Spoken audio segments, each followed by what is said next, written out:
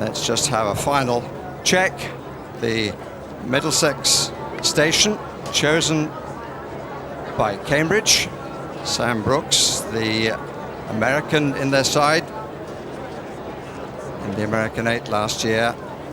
Lucas Hurst, Stuart Welsh, who won a silver medal in the Olympic 8 behind the GB 8 in Sydney, and Rick Dunn, a double world champion with experience from the first Dutchman, Hedit Jan Ethenkamp, the 2 Americans, Dan Perkins and Luke McGee. Was 4th in the US 8 in the last World Championships, McGee. And then the survivors from last year, Ben Birch, the president, 3rd boat race, he was once in ISIS as well. And Matt Smith, as we heard earlier, the youngest oarsman to win the university boat race. There, Cox, Pete Hackworth, School of St Paul's. She had her arm up, but the umpire said, attention, go. And away we go. Cambridge nearer the camera, Oxford on the far side, on the Surrey side. And certainly Cambridge had a very dirty first stroke on their bow side, which won't have helped them. They're very dependent on a fast start, and it looks to me as though Oxford got away much cleaner in the first few strokes.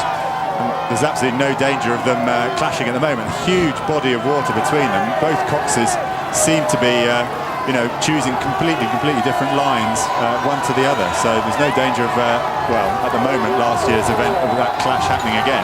Well, both being at St Paul's School, both have great experience of this river. Both believe they know where the best water is, but Oxford with a clear advantage. Certainly part of the psychology for Cambridge taking the Middlesex station was they believe they will at least take the lead immediately off the start. And in practice, they've been going for very fast starts. And I think it's fair to say that they missed that opportunity today. I think you called it absolutely right. I think they made a mistake on that first stroke, and because the tide is running underneath the boat from stern to bow on the state boat, it's very difficult to get that first one right. And also they had their arm up at the start to say they weren't ready, but the umpire's, I think, within his rights just to say let's get on with it. Second year running, of course, it's the bow side of Cambridge causing a problem. It's the bowman last year, you'll recall, who lost his blade. But Oxford, you have to say, looking very smooth. They're very comfortable at the start here. Understandably so. It makes such a difference when you see yourself in the lead. It'll work for Rick Dunn to do. They'll certainly be very happy approaching the first Fulham bend with a 3rd length lead, because that's more or less the maximum that Cambridge can affect to get out of them. But Cambridge at the moment are struggling. I mean, they're nearly 2/3, 3/4 of a length down. Off the start, Cambridge rated 51, which is where they'd been before, but they were not getting propulsion from the boat at that speed. And if anything, Oxford are moving away from them. Cambridge off at 51, Oxford at 45, but the cleaner stroke is what counted. I think the Oxford Cox will be telling them, exactly how well they've done. A very, very good start, very clean to get out into a lead. They must be, half a length up and moving very nicely.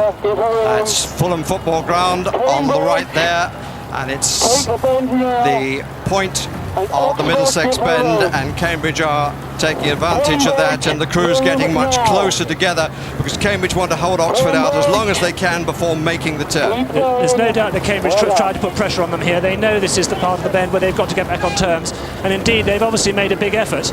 Probably, we must ask whether it's a very considerable effort for this early stage of the race, because they picked up half a length in the last 20 strokes.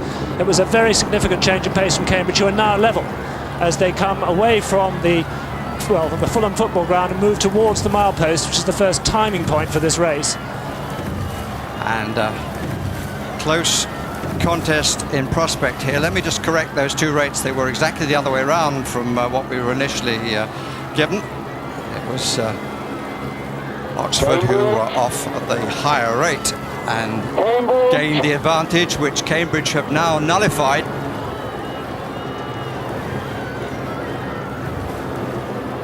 There's a lovely bit of coxing by Cambridge just on that Fulham bend. They squashed over right next to Oxford, held the Oxford Cox wide, waited for the warning, and just at the moment they were warned, they kind of jinked away, and that really, they look like they're coming back together again now, but that worked really nicely for Cambridge just at the Fulham Football Ground turn. Yeah, it was a very good turn. Now Oxford are being warned for crowding Cambridge.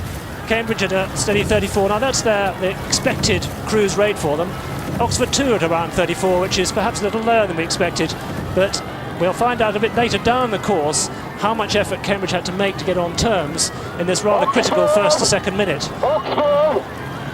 Coming up, Crabtree Reach.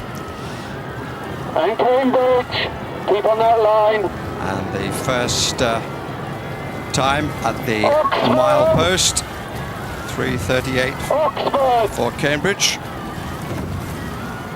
The record is 3:31 to the mile post.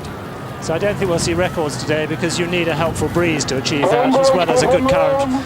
But Cambridge will try and press Oxford as far over to the Surrey Bend as they can at this point. Now, they really want to come towards Harrods, which is the next big landmark, at least 3/4 of a length up, because they're going to then face a 1-length deficit as they go round the big Surrey Bend. Key point for the Oxford boat here, Matt. Well, they're in a good position. I mean, they just weren't. They were in a great position 2 minutes ago, half a length or even 3/4 of a length up. Now that advantage is gone, but the big thing in their favour that's still to come is the Surrey Bend. They've really got to hang on in here, keep it within half a length, and use the bend just as Cambridge used their bend. But it looks pretty ominous. Cambridge seem to be holding their speed quite comfortably out in front. They do, but they're pushing. Now they're pulling apart, and that of course means rudder, and rudder is brakes. It slows the boat down. They certainly pull them apart, but Cambridge are holding on to about, what, half to 2/5 of a length, I think, about this stage. It's not much more than half. That's the Harrods Depository. We just passed the expensive Harrods Village on the Surrey side. Just remind you, as you look at that, it's Cambridge on the Middlesex to the right, Oxford on the Surrey to the left. And Oxford, I think, beginning to make a move now. They're putting pressure on. This is the classic place for pressure to be applied, because the big significant advantage to the Surrey Bend is between here, really, and St Paul's, perhaps a minute beyond the Harrods Bridge. They have the Hammersmith Bridge. There is Hammersmith Bridge, and the crown of the bend, as you said, Chris, that's where the advantage is greatest, and they will pass St Paul's School, where we understand both coxes are going to get support from the girls and the boys respectively. Well, I think now the pressure is going to turn back on Cambridge, and Cambridge have got to survive the next 3 minutes. They've got to try and stay as close to level as they can as they come round the next bend.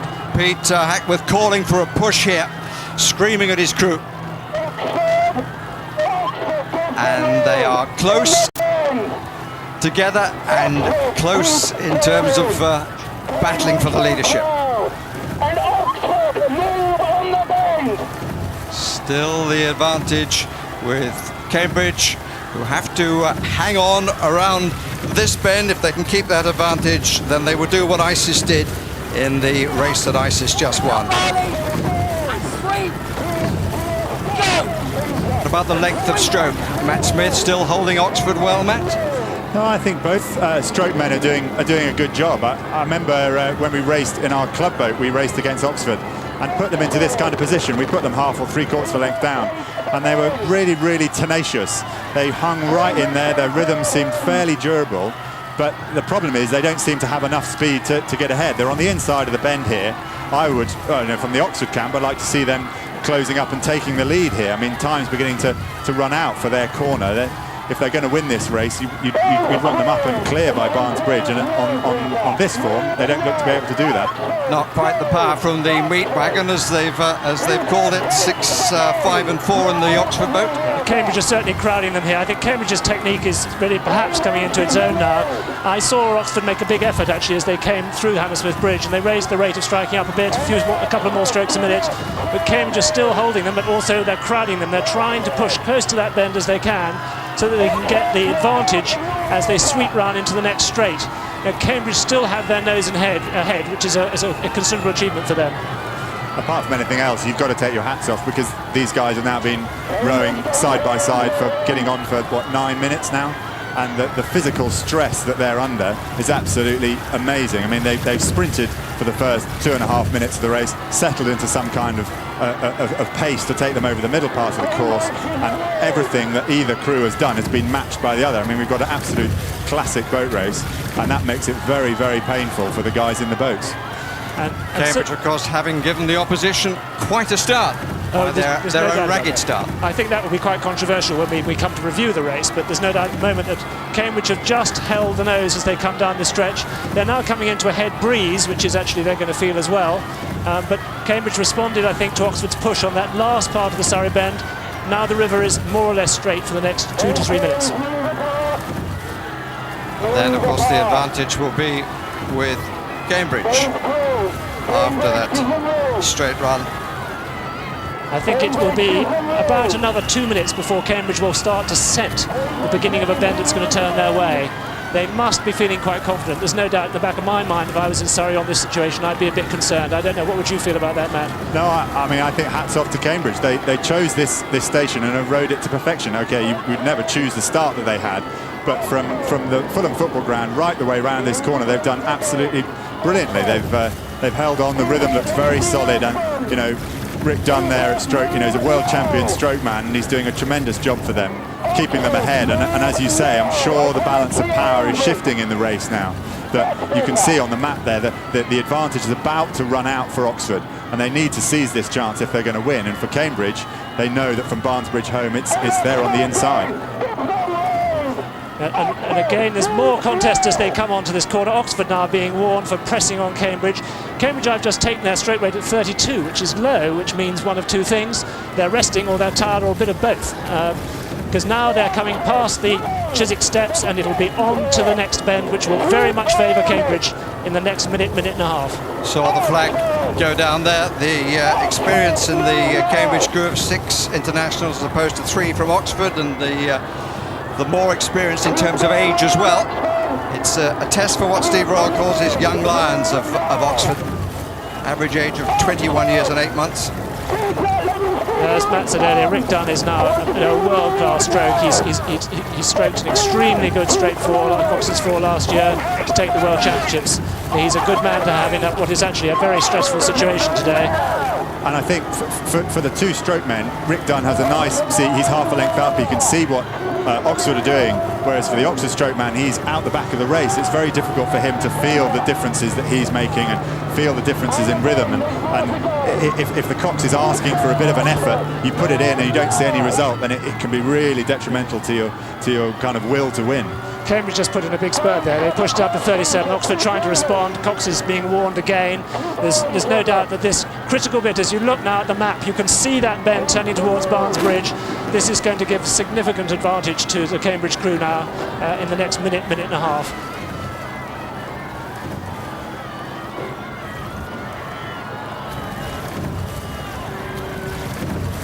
But again, as was the case under this umpire 2 years ago, it's close as they come to the crossing to the bandstand.